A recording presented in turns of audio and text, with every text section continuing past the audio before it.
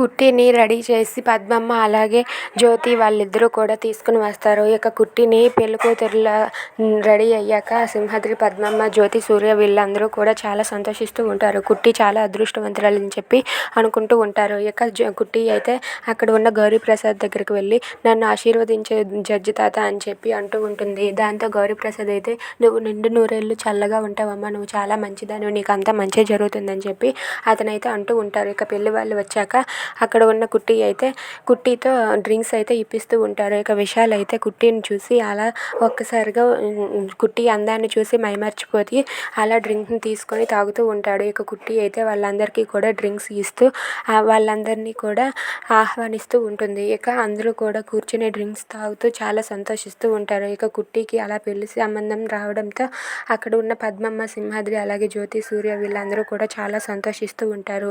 ఇక ఆ కాంట్రాక్టర్ వాళ్ళు అయితే కుట్టితో విశాల్ పెళ్లి గురించి అయితే మాట్లాడుతూ ఉంటారు. అది చూసి అక్కడ ఉన్న జీవన, ఇందమ్మ, యామిని వాళ్ళైతే కుళ్ళుకుంటూ ఉంటారు. అయినా సరే కుట్టికి ఏ లోటు లేకుండా మేమున్నాము, కుట్టి కూడా ఈ ఇంట్లో పెళ్ళి కూడా ఈ ఇంట్లోనే జరగాలి అని చెప్పి జ్యోతి అంటూ ఉంటుంది. Thanks for watching friends, please subscribe.